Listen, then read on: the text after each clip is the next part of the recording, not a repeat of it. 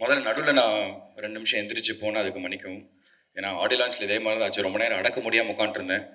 அப்புறம் இருந்த நர்வஸ்னஸில் வந்து பாதி பேசுகிற என்னெல்லாம் நினச்சேனோ அது எல்லாத்தையும் மறந்துட்டேன். ஸோ அதனால் இப்போவும் அதே மாதிரி ஆயிடக்கூடாது அப்படின்னு ஒரு ஒரு 10 மினிட்ஸ் டைம் எடுத்துக்கிறேன். ஏன்னா நிறைய நான் சொல்ல வேண்டியிருக்கு. இந்த வாட்டி மறந்துடக்கூடாதுன்னு கொஞ்சம் எழுதி வச்சுட்டு வேறு வந்தேன்.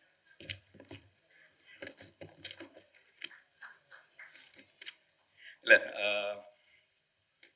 முதல்ல பிருத்வி சொன்ன மாதிரி தான் அதே ஜேர்னியில் தான் நானும் இருந்திருக்கேன். என்னோட ஒவ்வொரு படத்துக்கும் வந்து ஸ்டேஜில் சொல்லுவாங்க இந்த மாதிரி இப்போ இல்லைங்க இந்த படத்தோட வெற்றி விழாவில் நம்ம சந்திப்போம்னு.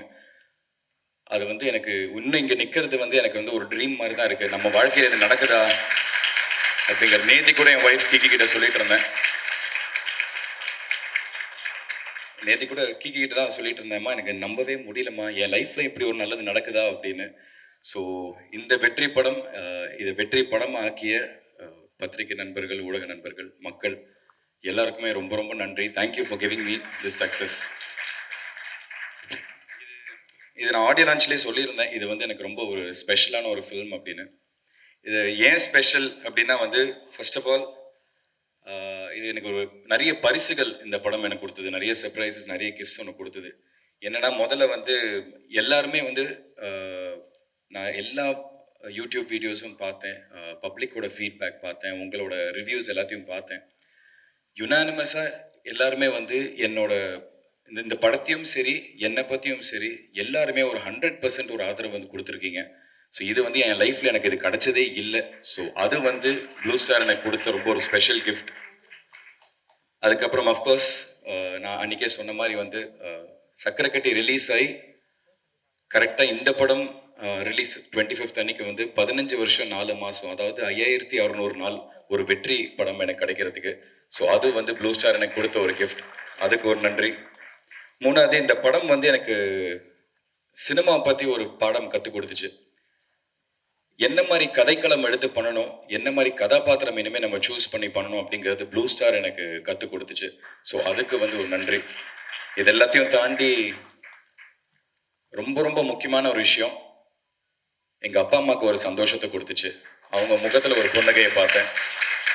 எனக்கு எனக்கு அதை விட எனக்கு வேற எதுவுமே முக்கியம் இல்லை. ஏன்னா எனக்கு தெரியும் நான் எவ்வளோ ஏக்கத்தில் இருந்தனோ அதை விட 100 மடங்கு ஜாஸ்தி எங்கள் அப்பா அம்மா ஒரு ஏக்கத்தில் இருந்தாங்க. ஸோ அதுக்கு வந்து ப்ளூ ஸ்டார் எனக்கு கொடுத்த ஒரு கிஃப்ட். இங்கே நான் ஆடியோ லான்ச்லேயே ஃபர்ஸ்ட் எல்லாருக்கும் தேங்க் பண்ணியிருந்தேன். பட் அகெயின் மறுபடியும் இங்கே நான் தேங்க்ஸ் சொல்லணும். முக்கியமாக first starting from Sakthi film factory, Sakthi Velan sir இந்த படத்தை வந்து பட்டி தொட்டி வரைக்கும் எல்லா இடத்துலையும் கொண்டு போய் ரீச் பண்ணது, அவரோட பிராண்டிங், அவருக்கு ஒரு பெரிய தேங்க்ஸ் நான் சொல்லிக்கிறேன். அதுக்கப்புறம் producers Murthy sir and Soundarya ma'am, இவ்வளோ சப்போர்ட்டிவான ப்ரொடியூசர்ஸாக இருந்திருக்கீங்க. அண்ட் அகெயின் எங்கள் எல்லாருக்குமே ஒரு பெரிய பிராண்ட் இந்த படத்தை திரும்பி பார்க்க வச்ச ரஞ்சித்னா, தேங்க்யூண்ணா. நானும் அவர்கிட்ட ஆரம்பத்துலேருந்து கேட்டுட்டு இருந்தேன், கரெக்டான படத்தில் வந்து உனக்கு கொடுக்குறேன் அப்படின்னு சொல்லி கரெக்டான படம் ப்ளூ ஸ்டாரை எனக்கு கொடுத்தாரு. ரொம்ப ரொம்ப thanks. Coming to my writer and director, இவங்க 2 பேரையும் நான் ஒன்றா பார்க்குறேன். ஏன்னா 2 பேருமே சேர்ந்து தான் இந்த படத்தை எழுதியிருக்காங்க. இந்த ரைட்டருங்கிறது எவ்வளோ முக்கியங்கிறது வந்து எனக்கு எங்கள் அப்பா கிட்டேருந்து தான் நான் உணர ஆரம்பித்தேன். ஏன்னா ஒரு ரைட்டர் டிசைட் பண்ணால் மட்டும்தான் அந்த படம் வெற்றி படமா இல்லையாங்கிறது அங்கே டிசைட் ஆகும். அந்த ரைட்டிங் அவ்வளோ பியூட்டிஃபுல்லாக இருந்துச்சு. இதை நான் ஸ்கிரிப்ட் படிக்கிறப்போ, அதாவது ஈஸியான விஷயத்த என்கிட்ட கொடுத்துட்டாங்க. 80% கஷ்டமான வேலையை வந்து அவங்க பண்ணாங்க அந்த ரைட்டிங்கில் கொண்டு வருது. அந்த மீதி அவங்க எழுதின விஷயத்த அப்படியே நான் டெலிவர் பண்ணுற மட்டும்தான் என்னோட வேலை. ஸோ இன்னைக்கு எல்லாருமே இவ்வளோ கைத்தட்டல், இவ்வளோ பாராட்டுகள் வருதுன்னா அது அந்த ரைட்டிங்கில் இருந்ததுனால மட்டும்தான். ஸோ அதனால என்னோட ரைட்டர் தமிழ் பிரபானா அண்ட் என்னோட டைரக்டர் பிரதர் பிரதர் அப்படிப்பாரு. ஸோ பிரதர் ரொம்ப ரொம்ப தேங்க்ஸ் பிரதர். அதுக்கப்புறம் இந்த படத்தில் ஒர்க் பண்ண மற்ற டெக்னீஷியன்ஸ், இதெல்லாம் தான் அன்றைக்கி நான் அடக்க முடியாமல் அன்றைக்கி நான் மறந்துட்டேன். டிஓபி தமிழ் பிரதர், 20 நாள் ஷூட்டிங் முடிஞ்சிருச்சு. முடிச்சுட்டு ஒரு நாள் ரூமுக்கு நானும் அசோக் பிருத்திலாம் போயிட்டு இருந்தோம். அப்போ வந்து என்னை கூப்பிட்டாரு, ப்ரோ ஒரு நிமிஷம் ப்ரோ அப்படின்னாரு. என்ன பிரதர்ண்ணா? இந்த நீங்கள் இப்படி பேட்டிங்கில் நிற்கிறீங்க, அப்போ பால் இந்த பக்கம் அப்படி போயிட்டே இருந்துச்சு, அப்போ அம்பையர் ஆகணும் இப்படி கையை தூக்கிட்டு இருந்தார் அப்படின்னா என்ன பிரதர்? பிரதர் என்ன பிரதர் சொல்றீங்க? இல்லை பிரதர் இப்படி நின்றுருந்தீங்களா? இல்லை பிரதர் அதை சொல்லலை, நீங்கள் என்ன கேட்குறீங்க உங்களுக்கு புரியுதானே? இல்லை பிரதர் புரியலன்னு தான் கேட்குறேன். உங்களுக்கு கிரிக்கெட்டை பற்றி ஏதாவது தெரியுமா பிரதர்? பிரதர் சுட்டு போட்டால் எனக்கு வராது கிரிக்கெட்டு, அதோட ஏபிசிடியே தெரியாது, எனக்கு பிடிக்கவும் பிடிக்காது. யாராச்சும் கிரிக்கெட் ஆடிட்டு இருந்தாங்கன்னா அங்கே போய் பாலை திருடி உள்ளே போய் ஒளிச்சு வச்சிருவேன். மேட்ச் ஓடிடுச்சுன்னா பிளக்க பிடிங்கி விட்டு வந்துடுவேன். ஏங்க என்ன இல்லை பிரதர், அது இன்னமும் தெரியல. அப்படி எப்படி பிரதர் இந்த படத்தில் கமிட் ஆனீங்க கிரிக்கெட் படம்னு? இதை சொன்னால் எனக்கு கமிட் பண்ண மாட்டாங்க பிரதர், அதெல்லாம் சொல்லாமல் மறைச்சிட்டேன் அப்படின்னாரு. ஆனா அதுலயும் a lot of respect, because இந்த ஸ்போர்ட்டை பத்தி எதுவுமே தெரியாம அதை கத்துக்கணும்னு ஒரு ஆர்வத்தை எடுத்து அதை தெரியாம நடிக்கிறது ஒரு கலை தான். ஸோ அதனால வந்து அதை கத்துக்கணும்னு ஒரு ஆர்வமா எடுத்து இன்னைக்கு சினிமாட்டோகிராஃபிக்குன்னு தனியா வந்து அவர் பேர் போடுறப்போ எல்லாரும் அவர் பர்டிகுலரா மென்ஷன் பண்றப்போ அவ்வளோ பாராட்டுகள். ஸோ அவருக்கு என்னோட நன்றி. ஏன்னா எவ்வளவு ஷார்ட்ஸ் எனக்கு தெரியும். அந்த ஒரு ஹெவியான ஒரு கேமரா வந்து தோல்ல போட்டு ஃபுல்லா ஹேண்ட் வந்து ஷார்ட்ஸ் ஹேண்டில் பண்ணியிருந்தாரு. அது ரொம்ப ரொம்ப கஷ்டம். ஸோ வாழ்த்துக்கள் தமிழ் ப்ரோ. எடிட்டர் செல்வா, அதாவது கிட்டத்தட்ட எனக்கு தெரிஞ்சு ஃபர்ஸ்ட் ரா ஃபுட்டேஜ் எடுத்துகிட்டு போய் அவங்க டம்ப் பண்ணுறப்போ ஒரு 20 மணி நேரம் ஃபுட்டேஜ்னு நினைக்கிறேன். அவ்வளோ பெரிய ஒரு ஃபுட்டேஜை வந்து, ஏன்னா அவ்வளோ கிரிக்கெட் மேட்சஸ் விளையாடி இருந்தோம். ஸோ அவ்வளோ பெரிய ஒரு ஃபுட்டேஜை வந்து ஒரு 3 மணி நேரத்துக்குள்ளே சுருக்கி அதை எங்கேஜிங்காக இன்ட்ரெஸ்டிங்காக மக்களுக்கு கொண்டு போய் கொடுத்துருக்கீங்க. ரொம்ப ரொம்ப தேங்க்ஸ் பிரதர். அண்ட் ஃபஸ்ட்டு வந்து எங்களுக்கு ஃபீட்பேக் செல்வா அவர்கிட்ட இருந்தான், இந்த படம் வந்து எல்லாருக்குமே ஒரு பெரிய படமாக வரும் அப்படின்னு. ஸோ ரொம்ப நன்றி brother. Music director of course Govind வசந்தோட சாங்ஸ்னால தான் வந்து இன்னைக்கு ஃபர்ஸ்ட் இந்த படம் வெளியில போய் பட்டி தொட்டி வரைக்கும் போய் ரீச் ஆயிருக்குன்னா அது கோவிந்த் வசந்தா அவரோட சாங்ஸ் தான். அவருக்கு பக்கபலமா இருந்த அறிவு பிரதர், ரொம்ப ரொம்ப அவருக்கு நன்றி. இந்த படத்துல பாடின எல்லா சிங்கர்ஸ் அண்ட் எல்லா மியூசிஷியன்ஸ் எல்லாருக்குமே. அசிஸ்டன்ட் டைரக்டர்ஸ் அங்கெங்கேன்னு வந்து மாடு மாதிரி ஓடி ஓடி அலைஞ்சு அந்த ரோட்ல பிளாக் பண்ணி ஒருத்தர்கிட்ட கண்டமேனிக்கு திட்டு வாங்குறது, அதெல்லாத்தையும் கேட்டு சிரிச்சுட்டு தேங்க்யூங்க அப்படின்னு சொல்லிட்டு அந்த திட்டெல்லாம் வாங்கிட்டு எங்களுக்கு அவ்வளோ தூரம் ஓடி ஓடி வேலை பார்த்தாங்க. ஏன்னா ஒரு சின்ன ஆம்பியன்ஸ்ல நடக்கிற படம் இல்லை, ஒரு ஜாகிரபியை பேஸ் பண்ணி அவ்வளோ பெரிய இடத்துல வச்சு எடுக்கிற ஒரு படம். ஸோ பயங்கரமா அவங்க உழைச்சிருக்காங்க. ஸோ அந்த அசிஸ்டன்ட் டைரக்டர்ஸ், அதுக்கப்புறம் எல்லாருமே டெக்னிக்கல் க்ரூலேருந்து லைட்டை தூக்குன லைட்மேன்லேருந்து ப்ரொடக்ஷனில் வேலை பார்த்த அண்ணா அக்கா எல்லாருக்குமே ஒரு பெரிய நன்றி. எல்லாருக்குமே ஒரு பெரிய ஒரு உழைப்பு போட்டிருக்காங்க இந்த படத்துல. அப்புறம் முக்கியமா blue star boys and alpha boys, இந்த படத்துல வந்து எல்லாருக்குமே ஒரு முக்கியத்துவம் கொடுத்துருக்காங்க. ஸோ அதில் வந்து ஆல்ஃபா பாய்ஸ் குரூப்ல இருந்த தாமு, தருண், வெற்றி, முரளி, பிரகாஷ், அதுக்கப்புறம் ப்ளூ ஸ்டார் பாய்ஸ்ல இருக்கிற சுதாகர், ராகுல், உதய், விக்கி, ரிஷி, கவின், இவங்க எல்லாருக்கும், ஜெயண்ட் 11 எங்களோட ஃபைனல்ஸ்ல எங்களோட விளையாடின ராகவ், விக்னேஷ், சச்சின், ரஞ்சித் அண்ட் முக்கியமா கோச் பாலாஜி, இவங்க எல்லாருக்குமே ரொம்ப ரொம்ப நன்றி. ஒரு வழியா எல்லாம் கொஞ்சம் நர்வஸ்னஸ் இல்லாம பேசியிருக்கேன்னு நினைக்கிறேன். இது எல்லாத்தையும் தாண்டி எனக்கு இந்த படத்துல கிடைச்ச ஒரு மிகப்பெரிய பரிசு, நான் ஒரு விஷயத்த படிக்கணும்னு நினைக்கிறேன். இது எனக்கு நேற்றுக்கு ஒரு ப்ரோக்ராம் போயிருந்தோம், ஜி தமிழோட ஒரு ப்ரோக்ராமுக்கு. ஸோ எனக்கு சர்ப்ரைஸ் பண்ணணும்னு சொல்லி அவங்க ஒரு வேலையை பார்த்துருந்தாங்க. என்னன்னா, எங்கள் அப்பா கிட்ட வந்து ஒரு கடிதத்தை எழுதி வாங்கிட்டு வந்திருந்தாங்க. இந்த கடிதம் நான் படிக்கிறப்போ நேற்றுக்கு எனக்கு ரொம்ப இமோஷனல் ஆயிடுச்சு. பிகாஸ் எல்லா வீட்லேயும் இருக்கிற எல்லா அப்பா பையன் மாதிரி வந்து நானும் எங்கள் அப்பாவும் பெருசாக அவ்வளோவெல்லாம் பேசிக்க மாட்டோம். டைனிங் டேபிள் உட்காந்து சாப்பிடும் போது கூட நான் சாப்பிடுவேன், அவர் சாப்பிடுவார், நான் ஏஞ்சி போயிடுவேன், அவர் ஏஞ்சி போயிடுவார். ஏதாவது சினிமா பார்த்துட்டு வந்தால் மட்டும் அந்த சினிமாவை பற்றி ப்ளஸ் அண்ட் மைனஸ் இதெல்லாம் நாங்கள் டிஸ்கஸ் பண்ணுவோம். ஸோ அதை தாண்டி எனக்கு எங்கள் அப்பாவுக்கு எந்த விதமான ஒரு கான்வர்சேஷன் பெருசாக லைஃப்பில், ஐ மீன் ஒரு தோளுக்கு மேலே வளர்ந்ததுக்கப்புறம் எந்த விதமான கான்வர்சேஷன் இருந்ததில்லை. ஆனால் ஒரு 15 வருஷம் நான் சொன்ன அந்த எனக்கு இருந்த அந்த ஒரு ஏக்கம் அவருக்கும் இருந்திருக்கு. அந்த 15 வருஷம் அவர் பேசாமல் என்கிட்ட இருந்தது எல்லாமே இந்த ஒரு 4 பக்கத்தில் அவர் எழுதி கொடுத்துருந்தாருங்கிற நான் ரொம்ப உணர்ந்தேன். ஸோ இதை நான் கண்டிப்பாக இது எல்லாருக்கும் படிக்கணும்னு நினைக்கிறேன். Sorry if I'm taking some time. என் பிரிய மகன் சிங்காவுக்கு, உன் அன்பு அப்பா ஆசை முத்தங்களுடன் எழுதும் கடிதம். அநேகமா இதுதான் முதல் கடிதமா இருக்கும்னு நினைக்கிறேன். ஏன்னா கடிதங்கள் மூலமா நம்ம பேசுற அளவுக்கு ஒரு பெரிய இடைவெளி இருந்ததே இல்லை. அதோட எனக்கு இங்கிலீஷ் எழுத வராது, உனக்கு தமிழ் படிக்க வராது. அது முழுசா உண்மை இல்லைங்க, தமிழ்ல தான் எழுதியிருக்கு, நான் படிச்சுட்டு இருக்கேன். அவர் கையெழுத்தா எனக்கு அவ்வளவா புரியாது.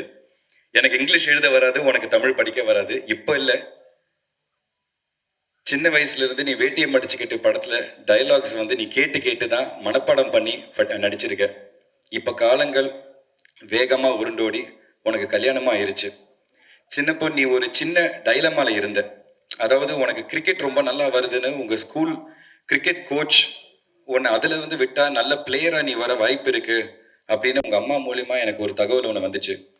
பெத்தவங்களா குழந்தைங்களுக்கு முதல்ல நல்ல படிப்பு தான் கொடுக்க வேண்டியது நம்ம கடமை. அதனால வந்து அதை கொடுப்போம். மற்றத்தை அவங்க வந்து உணர்ந்து வளர்ந்து முடிவு பண்ணிப்பாங்க அப்படின்னு நானும் அம்மாவும் நினைச்சோம். ஆனா சும்மா கடந்த சங்க ஊதிக்கு எடுத்த கதையா ஒரு நாள் நான் வந்து ஒரு டைலாகை எழுதி படிச்சு பார்த்துட்டு இருக்கிறப்போ நீ திடீர்னு அந்த ரூம்குள்ள நுழைஞ்ச. நான் வாயை வச்சுக்கிட்டு சும்மா இருக்காம, டே சிங்கா, என் படத்துல உன் வயசுல என் மகனை நடிக்கிற மாதிரி ஒரு கேரக்டர் இருக்கு, நீ நடிக்கிறியான்னு கேட்டேன். நீ நடிக்கிறியான்னு கேட்டேன், நான் யோசிக்காம கேட்டேன். நீயும் சாதாரணமா ஓ ஓகே நடிக்கிறேன், என்ன பண்ணணும்னு நீயும் சொல்லிட்ட. எனக்கு ஒரு சின்ன ஷாக் ஆயிருச்சு.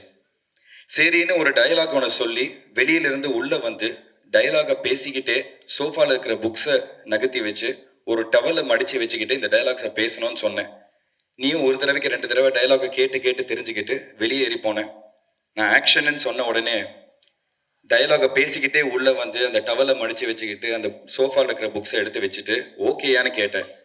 இப்ப நான் பேந்த முழிச்சேன். நீ சரியா கரெக்டா நடிச்சதுக்கு அப்புறமும் நான் பேக் அடிச்சிட்டேன்னா உனக்கு ரொம்ப ஹர்ட் ஆயிரும்னு லீவ் நாட்களா பார்த்து நான் ஷூட்டிங்கை வச்சு இந்த படத்தை முடிச்சேன். அது கிரிக்கெட்ல இருந்து உன் ரூட்டை நடிகனா திசை மாத்திருச்சு.